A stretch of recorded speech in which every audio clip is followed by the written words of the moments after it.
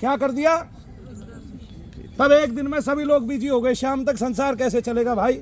तो इतनी बड़ी कुरीति हो गई थी उस टाइम में। कब? कबीरदास जी के समय में, है ना। पत्थर पूजे हरि मिले तो मैं पूजू पहाड़। तब मनु भैया को पत्थर पूजने से कैसे शनि मिल गए?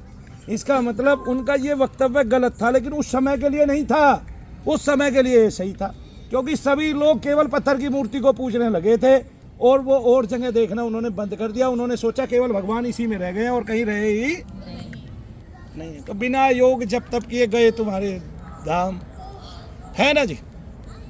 एक हाथी था, वो मद में सड़ता था, बड़ा अहंकारी था, है जी। ये गजराज था बड़ा। एक दिन वो तालाब में हथनियों के साथ नहाने गया था, उसका पैर ग्रह ने पकड़ लिया, ठीक है। तब उसने योग किया, ध्यान किया और वो गहरी समाधि में उतर गया, वहां उसको भगवान मिले। ऐसा हुआ, वो काल के पंजे में समाने जा रहा था, ग्रह बढ़ा था, उस हाथी का पैर पकड़ के उसको तालाब में खींच रहा था और डुबाने जा रहा था। अब उसकी समझ में आई कि जो इस संसार का सर्वे सर्वा है वो आकर मुझे इस आपद से बचा ले, ठीक है। तब उसको समझ में आया कि मैं अहंकारी हूं और मैं काम के मद में सड़ रहा था, इसलिए प्रभु मुझे बचा ले। आज मुझे स्वीकार है मेरे सारे गुनाह, मेरे सारे अपराध, लेकिन इस संसार का जो सर्वे सर्वा है वो मुझे बचा ले। कौन आया भाई? भगवान नारायण आ गए। क्या लेके आए? सुदर्शन चक्र लेके गजराज का पैर काट डाला। क्या किया था? ग्रह को काट डाला, गजराज का पैर बचा लिया। तुम तो उल्टी बात पे भी हाँ भर देते हो, है जी। तुम्हारी कथा अच्छी है, नहीं समझो। अरे भाई, उसको मगरमच्छ को मार दिया, मगर को, है जी, और हाथी का पैर बचा लिया। ऐसे तब हमें भगवान की ओट लेनी ही लेनी पड़ेगी। ऐसे तो बहुत सारी स्तुतियाँ, जब आप फंस जाओ कि आप फंस गए, आप जाप कर रहे थे, आपकी लड़ाई हो रही है, युद्ध हो रहा है और उसने आगे कब्जा मार लिया, तब पुकारने लग जाओ, नाथ रक्षा करो, हे नाथ रक्षा करो, मेरा भार तुम्हारे हाथों में है ना। अब सौंप दिया इस जीवन का सब भार तुम्हारे हाथों में, उद्धार तुम्हारे हाथों में, अपकार तुम्हारे हाथों में। तुम उद्धार करो, बेड़ा पार करो या अपकार करो, मैंने तो सौंप दिया, अब है कि नहीं। अब सौंप दिया इस जीवन का सब भार तुम्हारे हाथों में। उद्धार पतन अब मेरा है, सरकार तुम्हारे हाथों में। मेरा तो उद्धार पतन तुम्हारे हाथों में है सरकार। मेरा पतन करो या उद्धार करो, सब तुम्हारे हाथों में है, क्योंकि मैंने सौंप दिया। तो मैंने बताया ना, ये योग किसका सिद्ध होता है? ये अति खाने वाले का भी सिद्ध नहीं होता है, ये कम खाने वाले का होता है। आलसी का भी सिद्ध नहीं होता है, वो तमस में घिरा रहता है ना। ये जो आलसी नहीं है, ये उसका सिद्ध होता है जो सजग होता है। ये उसका सिद्ध होता है जिसको पूरे संसार में एक समान ममत्व है, वो भी ईश्वर का मान के कि ये ईश्वर की प्रकृति है, ये उसी का सब तत्व है और इन सब में पुरुषाकार आत्मा रहती है। मैं उन सबको प्रणाम करता हूँ और इन शरीरों की इसलिए सेवा करता हूँ कि वो जो पुरुषाकार आत्मा है वो सुखी हो जाए, ठीक है। कहीं जो वो मन के साथ जी रही है, कहीं उसको उसका वर्चस्व पता चल गया है ना। देखो, भगवान का भक्त बना, भक्त ने दो को उद्धार पार कर दिया। पार करना यही है, केवल उसको सजा देना, वो चेता देना और ये बता देना कि तुम आत्मा हो, यही पार उतारना है। और उसको ये पक्का मन में बैठा देना कि नहीं, तुम आत्मा ही हो, ठीक है। तब वो नहीं मानेगा, तब वो पूछेगा मैं आत्मा कैसे हूं। तब बताओ उसको कि तुम सारे काम अपनी मर्जी से करते हो, लेकिन श्वास अपनी मर्जी से कदापि तुमने आज तक नहीं लिया। अगर मर्जी से करते हो, लेते हो, तो रोक के दिखा दो। और अगर आपने श्वास रोक दिया, क्या हुआ फिर क्या हुआ? श्वास रोक दिया तो आपको अपनी ताकत का पता चल जाएगा और उसकी सत्ता का पता चल जाएगा।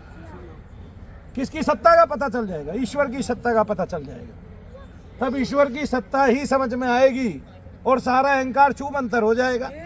तो जितने वैज्ञानिक बने फिरते हैं, जितने डॉक्टर बने फिरते हैं, जो ये समझते हैं कि हम ही सब कुछ करने वाले हैं, उनका इस प्रकृति से विनाश हो जाएगा, उनका मन खत्म हो जाएगा, उनकी डिग्रियां खत्म हो जाएंगी, क्योंकि उनको समझ में आ जाएगा कि कोई प्राण का दान करने वाला है तुम्हें, और जिसने प्राण दान किया है उसकी सेवा कर लो भाई, कहीं पता चले वो प्राण को वापस छीन ले उससे पहले। तो एक ईश्वर है, वो आपको प्राण देता है और वो प्राण अपनी मर्जी से देता है, तुम्हारी मर्जी से नहीं देता। और जब तक वो देता है तब तक तुम रोक नहीं सकते बिना बल लगाए। और अगर बल तुमने लगा दिया तो इसको प्रयास कहते हैं, लोग तो आत्महत्या कहते हैं, लेकिन आत्मा की कभी हत्या नहीं होती। इसलिए इस प्रकृति में बहुत सारे शब्द गलत है। जैसे भारत धर्म निरपेक्ष नहीं है, भारत धर्म सापेक्ष देश है, इसमें सभी धर्मों का बोलबाला है, ठीक है। तो ये धर्म निरपेक्ष कभी नहीं हुआ। धर्म निरपेक्ष का मतलब होता है जो धर्म से रहित हो, और धर्म सापेक्ष का मतलब ये होता है जो धर्म के सहित हो। तो भारत धर्म सापेक्ष देश है, धर्म निरपेक्ष देश कभी हुआ नहीं। लेकिन ये बात आज तक यहाँ के किसी भी, ना तो मिनिस्टर को पता है, ना बड़े बड़े ऋषियों महर्षियों को पता है। भाई इतना सा शब्द है, उसका अर्थ भी तुम्हें नहीं आता है। हमेशा कहेंगे भारत एक धर्म निरपेक्ष देश है, ठीक है। अरे फिर वो भाई भारत नहीं है, वो सारे के सारे देश तकरीबन धर्म सापेक्ष है और तुम धर्म निरपेक्ष हो। कमाल की बात है भाई, हद ही हो गई। तो फिर तुम काहे के तुम आध्यात्मिक हो जब तुम्हें शब्दों के अर्थ ही नहीं पता। जैसे अंग्रेजों ने हमारे तू शब्द को गाली दे दी कि ये तू शब्द को जीवन से निकाल दो। क्यों? क्योंकि हम भगवान के लिए लगाते थे। तू शब्द में सर्वभाव सम्मिलित है कि नहीं? हम कहते हैं भगवान को तू निराकार, तू साकार, और आदमी को कहते तू, ठीक है। वैसे तो वो ठीक कह रहा है भाई, तू मुझे तू मत कह। क्यों? क्योंकि मैं भगवान नहीं हूँ। वाकई में वो भगवान नहीं है, लेकिन तुमने ईश्वर की सत्ता उसमें समझ के उसको तू शब्द कह दिया। अब उसको गाली के समान लग रहा है। वो किसके समान लग रहा है? गाली के समान लग रहा है। क्यों? क्योंकि उसको इतना बड़ा गधा बनने में कई सौ वर्ष लगे हैं। क्या लगा है? कई सौ वर्ष लगे उसको इतना बड़ा गधा बनने में कि उसको तू और तम का अर्थ समझ में नहीं आता कि हमारे यहाँ तमो भाव के भी एक ईश्वर हैं जो इस संसार का पालन करने वाले हैं, संहार करने वाले हैं। और उनको कौन बोलते हैं? रुद्र बोलते हैं। उनको भगवान शंकर बोला जाता है ना। ये वो सृष्टि पर जो तमोगुण फैला हुआ है, ये इन्हीं की कृपा है, क्योंकि उसके बिना भी काम नहीं चलता। तो रज सत्य और तम की क्या चाहिए? समानता चाहिए होती है, और तभी प्रकृति टिकी रहती है। अगर असमानता होगी तो प्रकृति खत्म, तुरंत खत्म, उसी क्षण खत्म। तो फिर क्या होता है? भगवान इस माप को बनाए रखते, भगवान ईश्वर इस माप को बनाए रखते। लेकिन भाई जब गधा बनने में 150 साल लगे हैं, कितनी बड़ी बात है। तो फिर उस चीज को कुछ मिनटों में गवा देना, सेकंडों में गवा देना, तो भाई हम मान नहीं सकते ना। तो किसी ने किसी को तू कह दिया, लड़ाइयाँ हो जाती हैं, कॉलर फट जाते हैं, गालियाँ देते हैं, बंदूक निकाल लेते हैं। ये नहीं पता भाई तू में सर्वभाव सम्मिलित है। अम्बे तू है जगदम्बे काली, जय दुर्गे खप्पर वाली, तू सर्वाकार, तू निराकार। संस्कृत में भी तू है। इतना बुरा शब्द होता है, हमारे यहाँ लगाया ही क्यों जाता है? तय ऊ, तय थ, दे दे, तय तकार वायु रूप है, ठीक है। और ऊ पृथ्वी बीज है। क्या बीज है? ऊकार, पृथ्वी बीज है। ऊ से इस संसार के सकल कष्टों का, सकल शोभों का, सकल दारिद्र्य का विनाश किया जाता है। सकल भूत प्रेत पिशाच आदि को का नाश किया जाता है। किससे? ऊ से। किससे? ऊ से। आ गया समझ में? अब इस बात को समझ आए कौन? इनको वर्ण व्यवस्था नहीं पता अपनी, इनको याद ही नहीं है कैसे गए। ठीक है, इनको तो बस एक चीज सिखा दो कि तुम्हें अंग्रेजी सिखा दो, ठीक है, मैं वही काम आ जाएगा।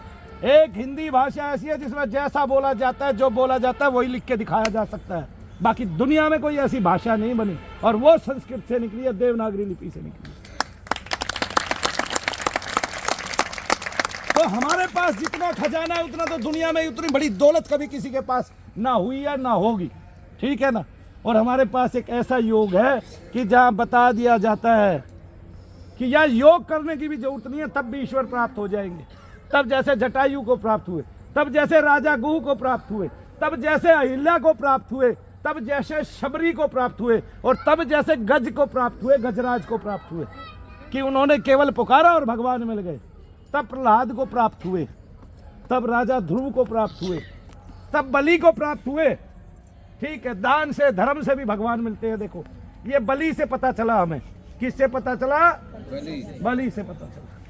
और भगवान उसके बंधुओं के भी बंधु हो गए, भगवान सदा के लिए उसके ऋणी हो गए, और उसको पाताल लोक दे दिया, फिर भी उसके दरवाजे पे जाके खड़े हैं, उसके दरवाजे पे जाके। ये तो खैर बहन भाई की महिमा है, ठीक है कि नहीं? इसको तो समझ में आता ही होगा तुम्हारा, तो है कि नहीं? नहीं आता समझ में? तो तू कह दिया तो लड़ाई कॉलर पकड़ लिया अगले का, भाई कहाँ है? असल में गधा बनने में जब 150 साल लगते हैं तो फिर इनकार करने में तो हजारों साल लगेंगे ना, क्योंकि राह गलत पकड़ ली। अब जब राह गलत पकड़ ली तो अपनी भाषा जो है, जो मूल है, जो इस संसार के लिए, समग्र संसार के लिए, एक महर्षि हुआ करते थे जिनको गंध बाबा बोलते थे, स्वामी विशुद्धानंद जी महाराज। क्या था नाम? स्वामी विशुद्धानंद जी महाराज। उन्होंने इसी वर्ण व्यवस्था से, उसी तय शब्द से, ठीक है, और वर्णों का संयोजन करके बहुत सारे जीवों की उत्पत्ति करके दिखाई इस संसार को। बहुत सारी, उनको गंध बाबा बोलते थे कि मतलब पूरे उपवन में जितनी खुशबू है वो एक हाथ पे रख दिया, अब उपवन खुशबू रही थे, और उसकी खुशबू हाथ पे रख दी, और अब आपके हाथ से खुशबू आ रही है, आपका पूरा घर, पूरा परिवार, पूरा शरीर महक रहा है, और 10-10 दिन तक महक रहा है, खुशबू ही नहीं जा रही है। ऐसे गंध बाबा थे, वो संयोजन करते थे। तब उनको पता था ये तय शब्द जो है ये कोई छोटी चीज नहीं है, ये तवर्ग से आता है, ये तकार इसकी भूमि है, ठीक है। तो हम कभी समझ ही नहीं पाए अपने शब्दों को, और जब इसमें ऊ लग जाता है तो इस समस्त संसार के मल को ये वायु रूप तय तकार रूप, और तू कह के ऊ के साथ, यानी कि पृथ्वी बीज के साथ, उकार के साथ, इस संसार के मल को उड़ा के कहाँ ले जाएगी? पश्चिम के देशों में ले जाएगी। तब सारी गंध जो दुर्गंध के रूप में है वो कहाँ जाएगी? पाश्चात्य देशों को जाएगी, क्योंकि उनको वही चाहिए। भारत तो केवल सुगंधी पूर्ण देश है, यहाँ तो दुनिया भर के पुष्प पहले से ही होते हैं सुगंधी देने वाले, और तकरीबन सभी हो जाते हैं। यहाँ तो पारिजात है, यहाँ कौन सा पुष्प नहीं है? बताइए, तुम्हें इतने सारे पुष्प दिए हैं भगवान ने, इतनी सारी खुशबुएं दी है, ठीक है। ऐसे जय शनिदेव सबको, और माफी चाहूंगा कहीं कुछ गलत बोलो शनिदेव महाराज की, बोलो परम पूज्य मनु भैया जी की, बोलो परम पूज्य गुरु माता जी की, बोलो बालाजी महाराज की। बोला आप सबके लिए बोला, अपने अनुभव से बोला और अनुभव के आधार पे बोला। जय शनिदेव। कोई भी पैर छूटे